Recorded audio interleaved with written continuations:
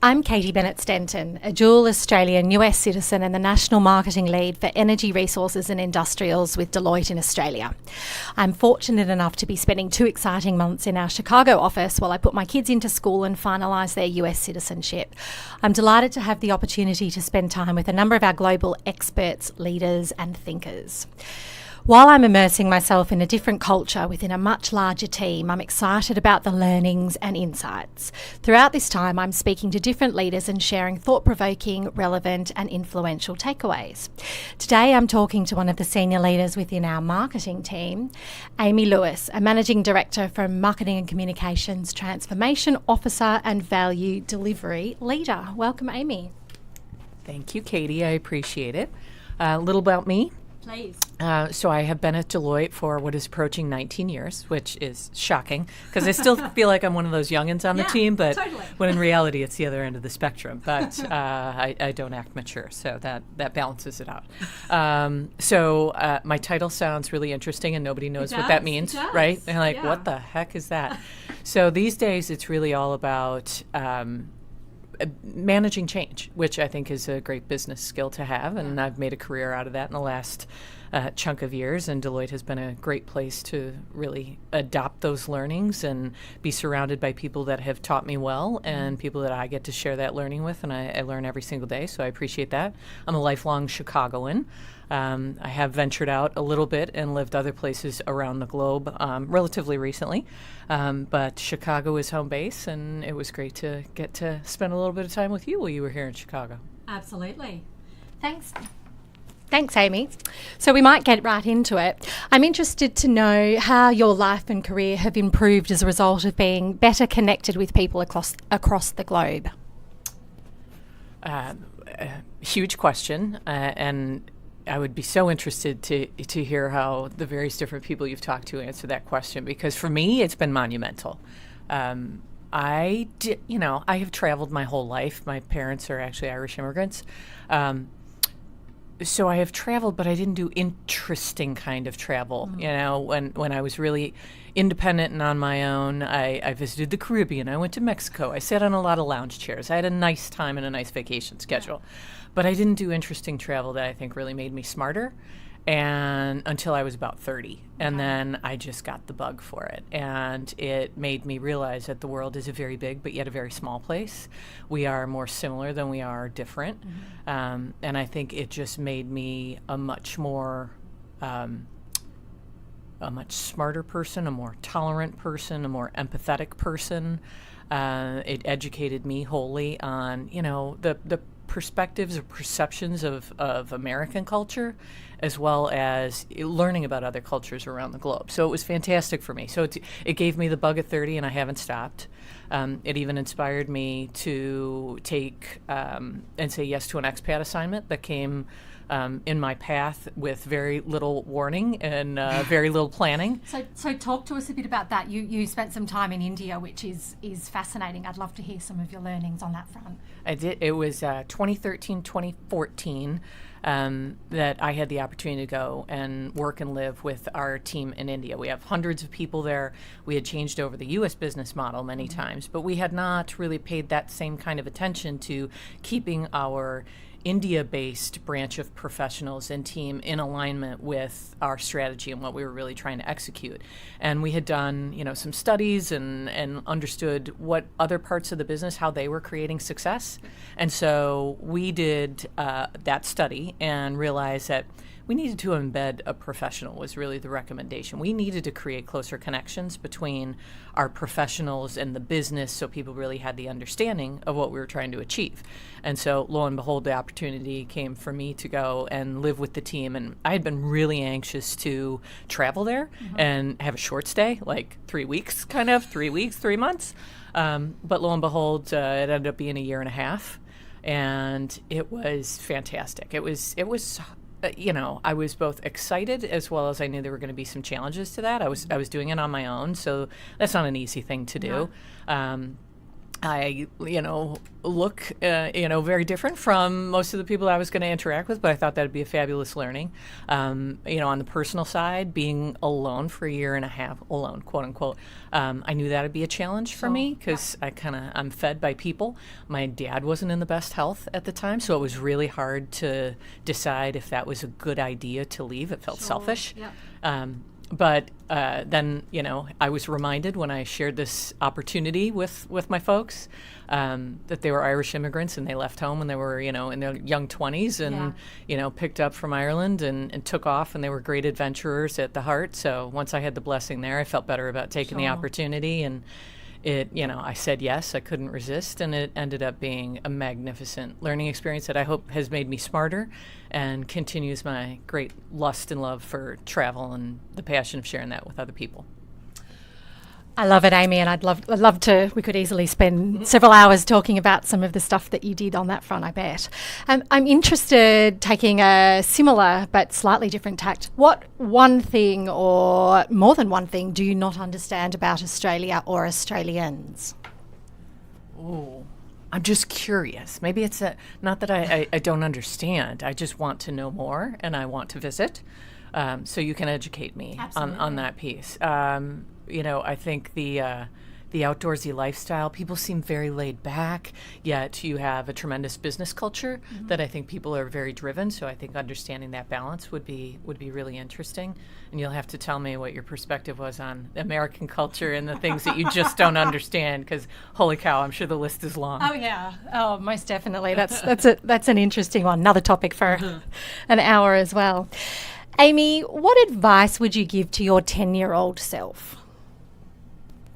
10-year-old self. I as I said, I grew up with Irish immigrant parents, and discipline was, definite part of the household. And what I would say, if I look back on it, is stop being so driven to be perfect and a good girl. I say that in quotes, right? And rather, take chances, take risks, get dirty, have more fun, and don't be perfect, but be, have great experiences. And I just think that we'd all be far better off if we coach girls a little bit more like we've coached boys. And I think we're getting smarter as a culture about that.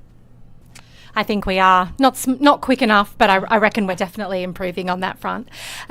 Just building on what you just talked about in terms of taking some risks and not being quite so afraid to be perfect, what would you say has been the biggest turning point in your career?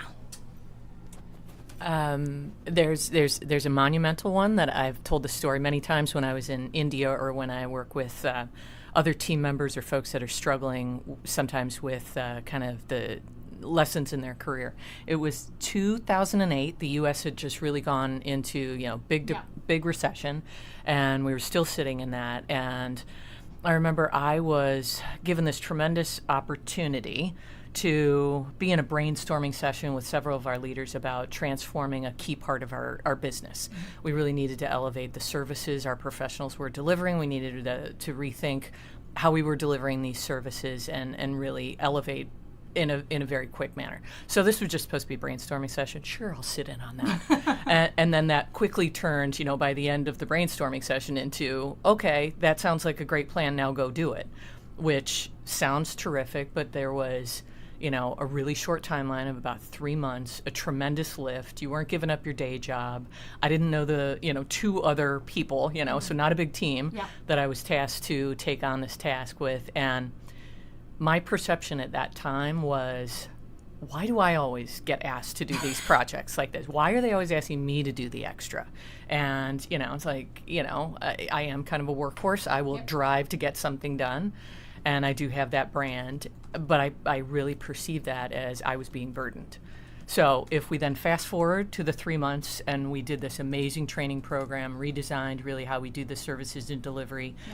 It was related to account-based marketing, an earlier version of that. So 3 months have passed by. We launched this tremendous training and learning program that was very condensed, and we traveled for it, and it was amazing. So we had hundreds and hundreds of people that we trained. People literally were saying, that is the best training experience I've ever had in my days at Deloitte. It was before we had DUs and Sure. Deloitte universities and places that we did training like this on a regular basis. And so there was an impact for our people. There was an impact for the businesses. Those two people that I didn't know that I was asked to do this with ended up being two, it was the most tremendous teaming experience, one of the best I've ever had in my entire career. And it was like the crazy mission to Mars where, you know, if they called today and said, Yeah. I can't tell you what it's about, but would you come with me? I'd do it in a heartbeat. It was amazing about, you know, quickly building trust and just having each other's backs. So that was really an awesome experience. And here's what the big learning thing was for me. Out of those tremendous outcomes, I very quickly, literally at the end of, you know, our several day stay at this program, I called the people that had asked me to do this program and put that quote unquote burden on me. Yes. And I said, I need to actually thank you for that opportunity. And, you know, in my head, what I had realized was I kept thinking all these things were a burden and you were just asking me to do more work. Yeah. When in reality, when people ask you, when your trusted leaders ask you to do something like that, they're asking you to do it because they trust you and they think you're the right person to get it done. Yeah. And you need to look at it as a tremendous opportunity. Now, opportunity is another word, a much longer word for work, right? But everything changed for me at that point, I would say both professionally and personally, when I could change my mindset to embracing the positive, saying yes to the challenge, getting uncomfortable with the unknown and taking risks. It ended up just being tremendous for me. My career opportunities opened up left and right, actually, after that. And it just completely changed who I am as a person, that I now have, you know, can give a whole speech on say yes to the opportunity, say yes to everything. Okay. And then you work out how to do it after that. Figure it out. I love that story. I love it. Amy, what might people not know about you? That's a hard one for me. I don't think I'm that mysterious, and I really, sadly, don't really have any, you know, amazing creative talents. Our professionals in India are very creative and very talented and very driven towards the arts. And when I came there, they, you know, really wanted to know me, and they had said, you know, so what is your special gift? And I was like, oh God, like I'm good at my job. They were not satisfied with that answer, and I had no dance or singing skills to be known of. Maybe something that people wouldn't know on the surface is that I'm actually a softie. Don't tell anyone. Okay. Just between us. Yeah, you know, it maybe doesn't always come across that way on the initial blush, but I'm a softie. Yeah. And do you get the opportunity to use a little bit of that in your day job, or is it a little more hard-nosed and professional at Deloitte? I think it ends up being a great balance of both. And I think in this culture, what we've gotten better and better about in the culture of Deloitte, I mean, is, you know, we call it the culture of courage these days, which is, you know, really supporting our people and developing our talent. That doesn't mean always telling people just the nice stuff.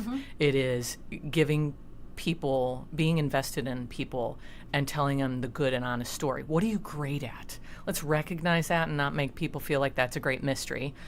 Recognize amazing contributions, but also don't be afraid to shy away from giving people developmental feedback, telling them really when something isn't going well, and giving them the opportunity to get the train back on the tracks, so to speak. So I think the fact that I care about people is, maybe I should say, you know, is in that softy context. But, you know, we are all held to very high expectations around here, so I love to give people the opportunity, and they have the opportunity myself to deliver on that. But I think we have to foster those relationships, the trust and the development in that. So maybe I get to use that in some way, shape, and form. Yeah. I like that, and I mean, if I think about my personal situation at the moment, you know, that principle of empower and trust from the firm has meant that I have been trusted to do my day job while all of my colleagues are in bed asleep. And, you know, I'm not sitting in an office with anybody I report to or any of my key stakeholders, but the fact that I've been in a position where I have been permitted and encouraged to do that is, hand on heart, one of the best things in my life. Absolutely. And, you know, how many organisations would readily agree that a person can go off and do that? And I think you're the perfect example of something that we're trying to be better and better about. And on the business parts of Deloitte, not the enabling areas, I think they've embraced mobility options earlier than we have. And now we're getting creative to say, why couldn't we do more of that? And as we are really trying to be more of we will always be a member firm environment, but the fact that we want to be better globally connected really means that we can have shared campaigns. We can have people that could have opportunities to go and work in a different member firm for periods of time. Or if you have a really creative opportunity, or even some folks, I have somebody on my team whose spouse is going to be on an expat assignment. Well, we don't want to lose great talent. Couldn't we come up with something creative to have that professional be able to stay in the world of Deloitte? Well, parts of her family also need to, address their professional goals. So I think we're just getting more creative about that. And you're a great example that I think a lot of people are going to be saying, hey, I would like to try this out. And don't be surprised when a lot of Americans are knocking on the door of the Australian firm and saying, can I come for 3 months? I would love to work with you guys. Absolutely. Well, and I can name 3 or 4 people who are make that 5 who are seriously considering that. I think one of my favourite stories on that front, and indeed talking to my kids just about them experiencing this different culture and the world of Deloitte. They've been a little grumbly at night sometimes when they've gone to bed because I need to jump on calls with people for 2 or 3 hours. But earlier in our trip, we spent some time in California and had a couple of dinners, in fact, with a colleague of mine who had done the equivalent role as me in Canada and then had moved to the Bay Area. And, I was talking to them about the fact that Carmen and I had been working together for nearly 5 years. We know each other's half marathon times and, favourite wines and lots of foods and good friends, and they couldn't quite get their heads around the fact that we hadn't met. My 7-year-old son said to me, now, Mummy, are you sure it's safe to go and meet somebody that you've met online? I love that. That's excellent. Yeah, it's kind of ridiculous, but this notion that you have very strong relationships with people who you mightn't necessarily have met is a really interesting thing. It is. And, we're such a virtual environment, but when you can have that face-to-face opportunity, even the U.S. is so big, and our people are so dispersed across the country that there's folks that I've worked with for years just in the borders of the United States that we get to DU for a training program. And you're like, oh, my God, you're that person. And I've only seen that little picture of you on Skype. And it's so nice to break bread and get that opportunity to meet people. But the virtual freedom and flexibility is pretty amazing, too. Oh, it most certainly is. So, Amy, I'd like to change tact ever so slightly. Do you learn more from failure or success? If I had to answer that honestly, I think it's failure, though that's success learning is certainly much more fun. I have found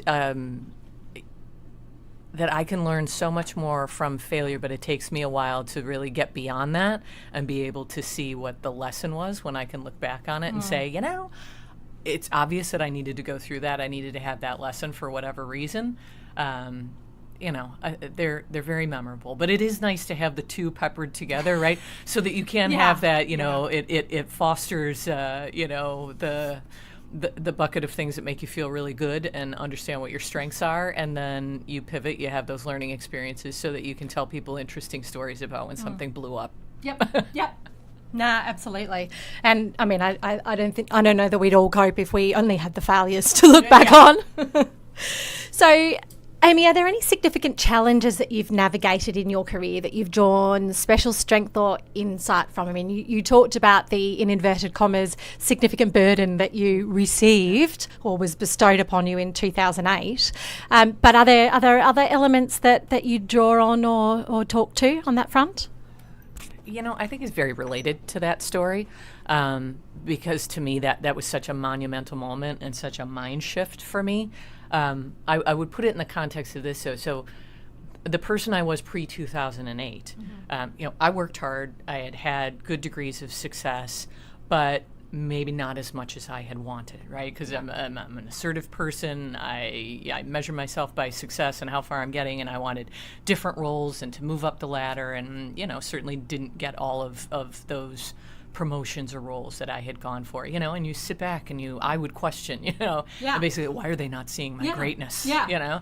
and I think that learning for me and that time in 2008 where I really changed my perception and what I was leading with. I stopped putting myself as a number one in the way that I reasoned and thought about things. Not to say that, we're not all, individuals that are motivated by, is this going to be a good thing for me, right? Of course that's there. But I stopped leading all of my decisions with, what's in this for me, Sure. first and foremost. Yeah. And rather, I focused on, can I do good work in an area where there is a need, and it's going to help the firm, it's going to help clients, it's going to help our people. And lo and behold, when I just led with that, all of the gravy, the frosting, the good stuff, and the opportunities, career opportunities and all of that just started to come my way and fall in my lap. And I can literally see the line in the sand from that time in 2008 when I really shifted how I thought about things. And literally, right after that program, then I was asked to go to Germany and lead a business development program. I never had the opportunity to do stuff like that. I can definitely say, it was years later, but I can definitely say the opportunity to go to India and take on that leadership role with leading the transformation of, hundreds and hundreds of people and a significant part of our organization tied back to that moment and the mind shift, and every role that I've had since that time all ties back to that. So for me, lead with do good work, take care of clients and our people, and it will all work out in the end. So I often counsel people on that. If everybody can read that the first thing you're putting out there is what's in it for me, it doesn't resonate as well, I think, in this environment. Doesn't tend to go as well from there, does it? I really like that. I think I'll be quoting you on that. I might even call it my own, but that's just between us, obviously, Amy. Amy, what does career nirvana look like for you? What to say? I like to do good work in an area of need. I had mentioned that. Yeah. I like to be continually learning. I think we really have to adopt in this modern day society where everything moves so fast. You have to have the appetite to be a lifelong learner. And it's one of the best things I think about Deloitte is we're so focused on learning and development and making so many opportunities available, whether it be training programs or projects. So I love that lifelong learning component, and I think you have to foster that for other people then as well. I think you have to take other people on the journey. And I also love to be surrounded by people that I can learn from, as well as them being able to share hopefully some of that learning with other people. And hey, I'm a realist. Cash counts. I mean, career nirvana is I like to be well compensated for that hard work that I'm willing to put out there. So I'll be a realist about just naming that. I like it. Realism is good. Now let's change tack and have a little bit even more fun, if that's possible, than we've been having already. What's your favourite song and why? Brutal to name just one. I can probably name genres of music that I don't like, and then the mass. Work back, that's fine. Scat jazz and frenetic jazz just makes me nervous. Yeah. A nice jazz club and Harry Connick singing to me, lovely. But love the Harry. other frenetic kind, I can't handle. But I'm a huge music lover. I love to go to concerts and music festivals and. It takes up a lot of my weekends, but I think music to me is all about the memories, and you can associate that with, what you were doing at that time. And so one of my current faves would probably be LCD Sound System. The song is All My Friends, because it is just like the anthem for a very robust friend group that I have the benefit of having. And, it's dance party, it's fun, it's great driving music, it's all those things, but it's it's played at every party that we have, so it's just one of those things that's great memories. It comes on and everybody's like, oh, and then you dance, so it's great. I like it. Do you play any instruments? No, as I had mentioned earlier, there is really no musical or creative talent, sadly. So, practically tone deaf. Doesn't stop me from singing in the car, though. Oh, good. I am surrounded. I have an appreciation for music, but no talent to play it of my own, I will say. It's important to appreciate the talents of others, as you've talked about through this discussion we've been having. If you could invite 3 guests to dinner, they could be living or not, who would they be? I would like to have multiple dinner parties like that, right? That you want that whole what's my cluster of 3? Yeah. So I think I'm feeling nostalgic when you say that. So my dad has since passed, so I would definitely have Dad at the table. And I think I would have my grandmother, who was on my mom's side, my Grandma Kavanaugh, because she came to this country when my mother was going back to work. I was 6 years old and I was going into kindergarten, so the first year of school. And so she came and stayed for a year and took care of me. Well, then Mom could go back to school. And she was a very kind of upper crusty, proper Irish lady, and I mean the term lady, absolutely. But she was so cool. This will describe who she is. So we of course went to every Holy Day of Obligation and every Sunday Mass. Her favorite thing to do was come home from Sunday Mass and have a can of Guinness and watch wrestling.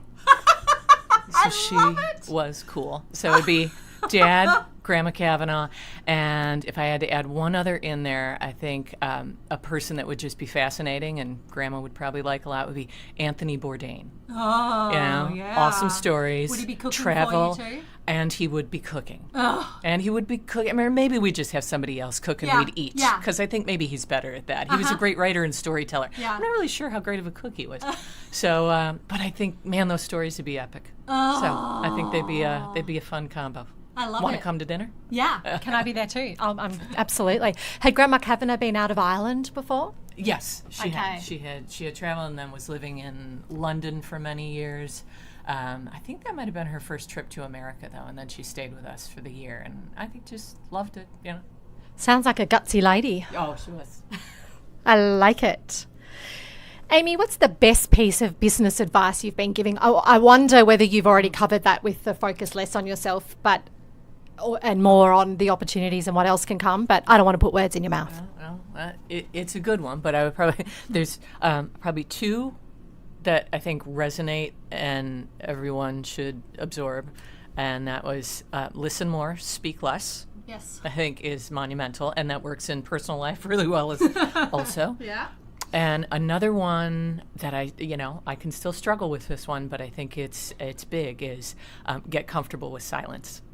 Because you can really use that time. It's with your people, it's with clients, and it goes along with the say less, listen more. But using silence and not having to fill the gap is quite something, and not easy. I am not good at leaving silence. It feels like it is my obligation to simply fill it.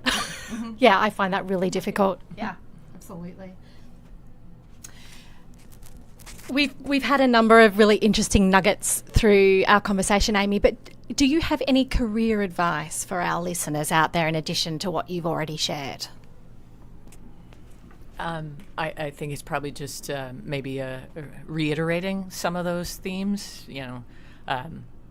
Do good work, take risks, take other people on the journey with you, keep learning, and have fun along the way, I think would be really important. And another is don't be afraid to ask for help, because that's not actually something that depicts that you are needy or flawed, but that was a really hard lesson for me to learn. That doesn't mean that you're weak. It actually means that you're smart to ask for help in the right places and the right times. Yeah.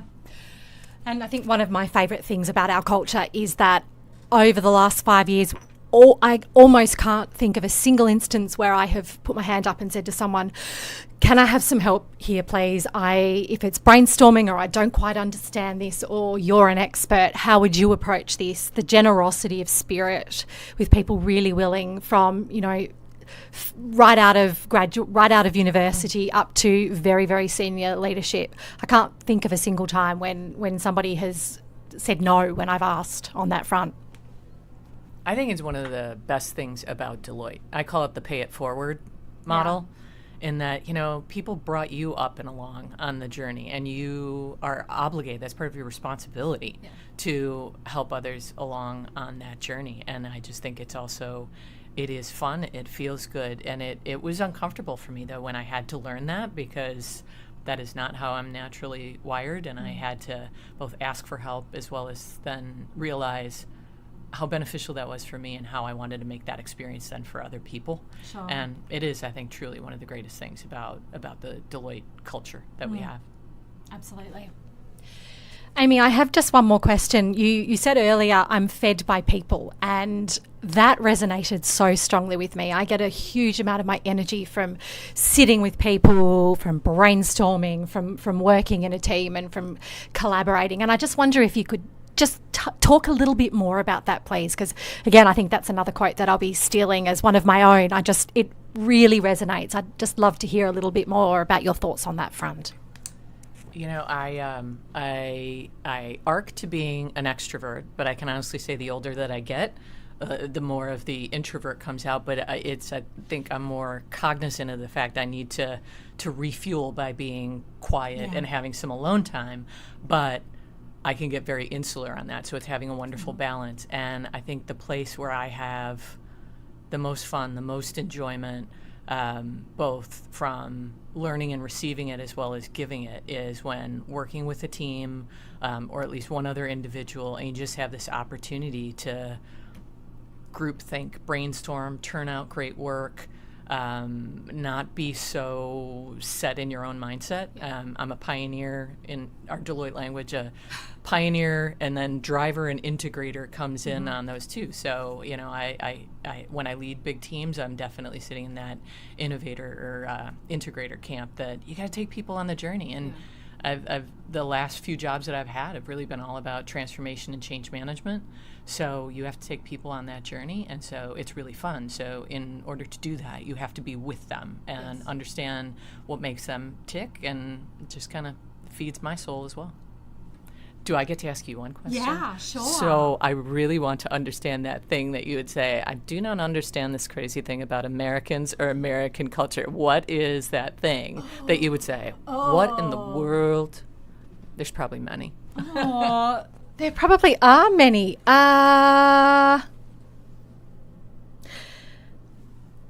Let me think. I think sometimes I've observed there can be reticence for people to say, I don't quite understand what you're talking about. I can think of a couple of examples just with discussions I've had with people on the phone who are based here, or a couple of people in the team. I think my family here sure as hell just call out stuff that they have no idea what I'm talking about. But probably ties back a little bit to what we were chatting about earlier, but in reverse. And I'm sure that if I had more time to pause, there will be a bunch of other things, but I reckon that's probably my main one. Those funny emails as after you go back home and say, I thought of one. I will do that. I will commit to doing that. Amy, thanks so much for your time. It's been really interesting conversation. There are a bunch of notes that I've taken and some really good gems in our conversation today. So thanks so much. I really appreciate it. Great spending time with you. Thank you.